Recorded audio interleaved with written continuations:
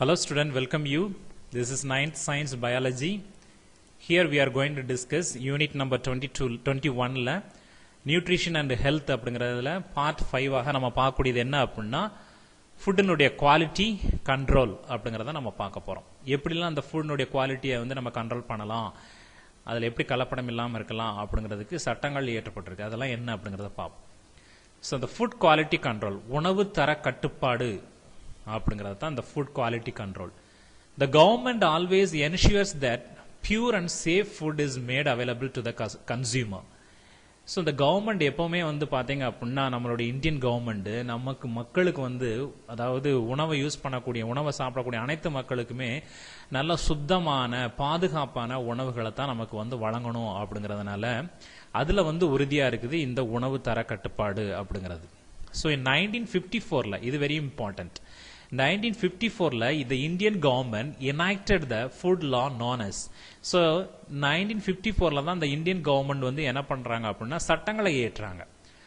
உணவுனுடைய அந்த சட்டங்களை வந்து எப்படி இருக்கணும் அப்படிங்கிறது. அதுக்கு தான் வந்து என்ன சொல்றாங்க அப்படின்னா Prevention of Food Adulteration Act அப்படிங்கிறது. So in the Prevention of Food Adulteration Act and the Prevention of Food Adulteration Rules in the 1955. So 1955 இதுக்கு வந்து நிறைய ரூல்ஸ்லாம் அமைக்கிறாங்க. So with the objectives என்னென்ன எய்ம்ஸ் அப்படின்னு பார்த்தீங்க அப்படின்னா ensuring the pure and the wholesome food to the consumer. So சுத்தமான அந்த கலப்படம் இல்லாத wholesome food to the consumer and the product them from the fraudulent trader practices. ஃப்ராடுல இருக்கக்கூடிய ட்ரேடர் இருந்து நம்ம எப்படி இருக்கணும் அப்படிங்கிறதுக்கான சில ரூல்ஸ் அண்ட் ரெகுலேஷனை நம்ம இந்தியன் கவர்மெண்ட் வந்து ஃப்ரேம் பண்ணிருக்கிறாங்க. அதுல minimum standards of quality for food and strict hygienic condition for its sales are clearly outlined in the act. இந்த ஆக்ட்ல தான் பாத்தீங்க அப்படின்னா கிளியரா மென்ஷன் பண்ணிருக்காங்க, ஸ்ட்ரிக்டா மென்ஷன் பண்ணிருக்காங்க எவ்வளவு ஹைஜீனிக் கண்டிஷனா இருக்கணும், அதை எப்படி சேல் பண்ணணும், அதனுடைய குவாலிட்டி எப்படி இருக்கணும் அப்படிங்கறத அவுட்லைன்ல கரெக்டா கொடுத்திருக்காங்க இந்த ஆக்ட்ல. யாரு? இந்த Indian government. So food quality control agency, இதுக்கு நிறைய ஏஜென்சி இருக்கு. லைக் ISA, அக்மார்க்கு, FPO, FCI அப்படிங்கிற இந்த ஹெல்த் டிபார்ட்மெண்ட்ஸ் என்ன பண்ணுதுன்னா இதுதான் என்ஃபோர்ஸ் பண்ணுது. என்ன என்ஃபோர்ஸ் பண்ணுதுன்னா minimum standards for the consumer product. நம்ம இந்த கன்சியூம் பண்ணக்கூடிய இந்த ப்ராடக்ட் கன்சியூம் பண்ணதுல மினிமம் ஸ்டாண்டர்ட்ஸ், இதுல ஸ்டாண்டர்ட்ஸ் வந்து மினிமமான ஸ்டாண்டர்ட்ஸ் இருக்குது. அதுல FCI அதாவது ஃபுட் கார்பரேஷன் ஆஃப் இந்தியா வந்து என்னென்ன ஆப்ஜெக்டிவ்ஸ் நம்ம கொடுக்குறாங்க. 1965 இவங்க வந்து இந்த FCI வந்து செட்டப் பண்ணாங்க. இவங்க வந்து சில ரூல்ஸ் அண்ட் ரெகுலேஷன் கொடுக்குறாங்க. பாருங்க, எஃபெக்டிவ் பிரைஸா இருக்கணும், support the operation for the safeguarding the interest of the farmer. So farmer ஒவ்வொருத்தங்க விளைவிக்கக்கூடிய அந்த விளைபொருளை வந்து எஃபெக்டிவ் அவனுடைய அந்த விலை நிர்ணயிக்கக்கூடியது அவனுக்கு தகுந்தாப்புல இருக்கணும் அப்படிங்கிறது. அதை சேஃப்கார்ட் த ஃபார்மர்ஸ் அப்படி இருக்கணும் அப்படிங்கிறாங்க. ஆனா அது உண்மையா இருக்குதாங்கிறது தெரியல. Distributing the food grains through out the country. நம்ம கண்ட்ரி ஃபுல்லாவே அது வந்து ஒரு கன்னியாகுமரியில ப்ரொடியூஸ் பண்றாங்கன்னா ஜம்மு காஷ்மீர் வரைக்கும் போகக்கூடியதாகவும் இந்த FCI இந்த ஃபுட் கார்பரேஷன் ஆஃப் இந்தியா வந்து இந்த மாதிரி எய்ம் எடுத்தான் பண்றாங்க. Maintaining the satisfactory level of operational and buffer stock of food grains to ensure the national security. நம்ம நாட்டுக்குள்ளேயே வந்து பாதுகாப்பா இருக்குதா அப்படிங்கறதையும் they have taken the stock of the food grains எடுத்திருக்கிறாங்க. Regulate the market price to provide food grains to consumer at a reliable price. அதே பாத்தீங்க அப்படின்னா இது வந்து ரிலையபிள் பிரைஸுக்கு வந்து நம்ம கிடைக்குமா மார்க்கெட்ல அப்படிங்கறதையும் பார்க்கணும். அப்படிதான் சொல்றாங்க. ஆனா இன்னைக்கு வெங்காயத்தை பாருங்க, ஒரு கிலோ 150 ரூபாய்க்கு வித்துக்கிட்டு இருக்குது. Okay. So the food control agency and their standard mark and the rule in the food safety. இதுதான் அந்த food agency. இது வந்து உங்களுக்கு 4 மார்க்லயோ 7 மார்க் क्वेश्चंसல கேட்கலாம், கண்டிப்பாக கேட்கலாம். ஸோ நம்ம இல்ல 2 மார்க்களோட கேட்பாங்க. ஸோ அதனால we have to know this one and இதை கண்டிப்பாக நீங்க படிச்சு எழுதணும். ஸோ அதுல ISI Indian Standard Institution known as the Bureau of Indian Standard BIS ன்னு இதை நம்ம சொல்லிக்கலாம். இது எந்த மாதிரியான பொருளுக்கு அப்படின்னா certifies industrial products like electrical appliances like switches, wires, wire cables, water heater, electric motor, kitchen appliances, இந்த மாதிரி எலக்ட்ரிக்கல் ஐட்டங்கள்ஸ்ல யூஸ் பண்ணக்கூடியதுக்கு ISI அப்படிங்கிற ஸ்டாண்டர்டான இந்தியன் ஸ்டாண்டர்ட் இன்ஸ்டிடியூஷன் வந்து யூஸ் பண்றாங்க. Or bureau of Indian standard BIS ன்னு யூஸ் பண்ணுவாங்க. அக்மார்க், இந்த அக்மார்க்ங்கிறது அக்ரிகல்ச்சரல் ப்ராடக்ட்டுக்கு, இந்த அக்ரிகல்ச்சரல் மார்க்கெட்டிங்க்கு தான் Agmark full name. certifies the agricultural and livestock product like cereals, essential oils, pulses, honey, butter, இதெல்லாம் நம்ம உணவுப் பொருட்களுக்கு சம்பந்தமா இருக்கக்கூடியத அக்மார்க் அப்படிங்கிற முத்திரையை குதிக்கிறாங்க.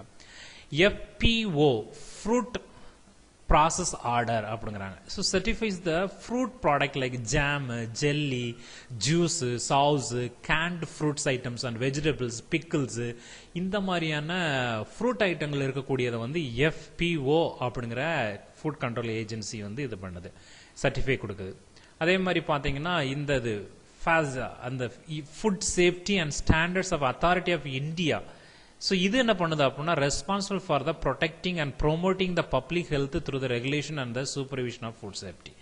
இது வந்து ஃபுட் சேஃப்டி வந்து எப்படி இருக்கணும் அப்படிங்கிறத ப்ரொடெக்ட் பண்ணுது, அதே மாதிரி ப்ரொமோட் பண்ணுது, பப்ளிக் ஹெல்த் வந்து ப்ரொமோட் பண்ணுது, அதனை வந்து சூப்பர்விஷன் பண்ணுது, ஃபுட் சேஃப்டி எப்படி இருக்கணும் அப்படிங்கிறத இந்த FSSAI அப்படிங்கிறது தான் இந்த food safety and standard authority of India. So that's all students. Here they have given an activity கொடுத்துருக்காங்க புக்கில். அதில் என்ன அப்படின்னா ஒன்றும் இல்லை, let each of the student bring any food packets. ஏதாச்சும் ஒரு ஃபுட் பேக்கெட்ஸ் எடுத்து வரலாம். ஜாமாக இருக்கலாம், ஜூஸாக இருக்கலாம், பிரெட்டாக இருக்கலாம், பிக்கிளாக இருக்கலாம், பிஸ்கட்ஸாக இருக்கலாம், இல்லை வேற எந்த ஒரு கேண்ட் ஐட்டம்ஸாக கூட இருக்கலாம். ஸோ அதை என்ன பண்ணுறீங்க அப்படின்னா just you have to take a note. அந்த நோட்டில் வந்து என்ன பண்ணுறீங்க அப்படின்னா details like name of the product, நீங்கள் கொண்டு வந்த ப்ராடக்ட் என்ன, அதனுடைய நேம் என்ன, அதனுடைய மேனுஃபேக்சர்ஸ்னுடைய டீட்டெயில்ஸ் என்ன, அதில் என்னென்ன இன்க்ரீடியன்ட்ஸ்லாம் ஆட் பண்ணிருக்கிறாங்க, அதனுடைய வெயிட் எவ்வளவு, அதனுடைய ப்ரைஸ், அதனுடைய மேக்ஸிமம் ரிட்டைல் ப்ரைஸ் எவ்வளவு, டேட் ஆஃப் மேனுஃபேக்சர் எப்போ, டேட் ஆஃப் எக்ஸ்பைரி டேட் எப்போ, அதாவது usage from the date of the manufacture, அந்த ஸ்டாண்டர்டைஸ்டு மார்க், அதுக்கடுத்து ஸ்டாண்டர்டைஸ் மார்க், அதில் ISI மார்க் இருக்குதா, அக்மார்க் இருக்குதா, இல்லை FUO ப்ராடக்ட் இருக்குதா, printed on the labels of each of them அப்படின்னு கொடுத்துருக்காங்க. இது எதுக்கு அப்படின்னா what is the aim of such a practice, என்ன ப்ராக்டிஸுக்காக இதை நம்ம பண்ணுறோம், இதெல்லாம் நம்ம தெரிஞ்சிருக்கணும் கண்டிப்பாக. அப்போ தான் நமக்கு வந்து அந்த இதெல்லாம் நம்ம வந்து என்ன செய்யலாம் அப்படின்னா we can also fight for that அப்படிங்கிறதுக்காகவும் சரி, அதை வந்து தெரிஞ்சிருந்தா தான் நம்ம வந்து எப்படி யூஸ் பண்ணுறோம், இல்லை குட் குவாலிட்டியா அப்படின்னு தெரிஞ்சுக்கலாம். அதுக்கடுத்து ஆக்டிவிட்டி 2ல simple techniques, some simple techniques use to detect adulterants at home. வீட்டிலே இருந்துட்டு வந்து என்னென்ன கலப்படங்கள்லாம் நம்ம வீட்டுக்கு வரக்கூடிய பொருளில் கலப்படம் பண்ணியிருக்கிறாங்க, அதில் என்ன கலப்படம் இருக்குது அப்படிங்கிறத தெரிஞ்சுக்கலாம். அதில் பார்த்தீங்க அப்படின்னா மில்க், இப்போ நம்ம வீட்டில் டெய்லி வாங்கக்கூடிய மில்கில் place a drop of milk on a slanting polished surface, pure milk flows slowly leaving a trail behind while the milk adulterated with the water will flow fast without leaving a trail. அப்போ உண்மையா கலப்படம் இல்லாத மில்கை வந்து நம்ம ஃப்ளோரில் வந்து polished ஃப்ளோரில் ஊற்றினோம்னா பையா போகும். ஆனால் அதில் தண்ணி நிறைய ஊற்றிருந்தாங்க அப்படின்னா அது வேகமாக போகும். அப்போ அதில் நிறைய தண்ணி கலந்துருக்கிறாங்க அப்படின்னா. இதே மாதிரி நம்ம என்ன பண்ணியிருக்கலாம் அப்படின்னா இப்போ வந்து நிறைய பேர் பச்சரிசி மாவை கூட என்ன செஞ்சுக்கிறாங்க அப்படின்னா பாலில் கலந்துடுறாங்க. அது தெரியணும்னா அதில் ஒரு ட்ராப்பை விட்டுட்டு மறுநாள் காலையில் பார்த்தோம்னா அந்த இடத்துல சுரண்டோம்னா அந்த மாவாக வரும். ஸோ இது நம்மளுடைய வீட்டில் நம்ம வந்து ஜென்ரலாக டெக்னிக்கை நம்ம யூஸ் பண்ணி பண்ணலாம். ஹனி, சுத்தமான தேனா அப்படின்னா dip a cotton wick in a honey and light it with a matchstick. Pure honey burns while adulterated honey with a sugar solution gives a cracking sound.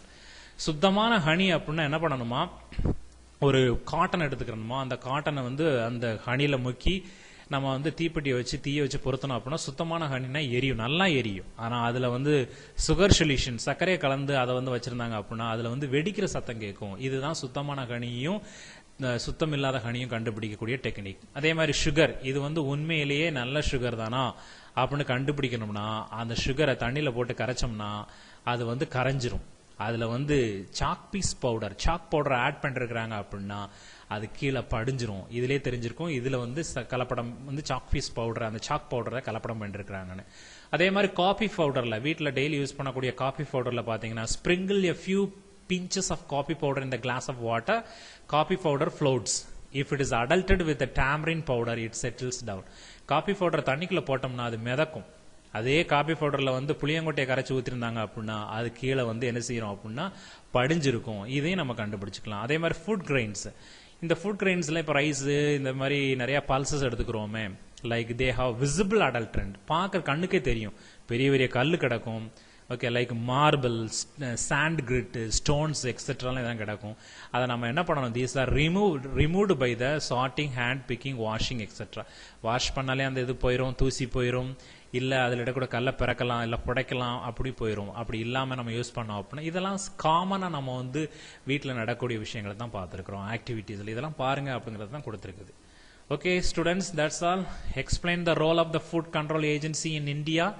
So detail question 7 mark question கண்டிப்பாக இதை படிச்சிருக்கணும் ஒரு 4. So this is very important. Only 4 points are there. அந்த 4 பாயிண்ட்ஸை கூட நீங்கள் நீட்டாக படித்து எழுதி அனுப்பிடலாம் பாய்ஸ்.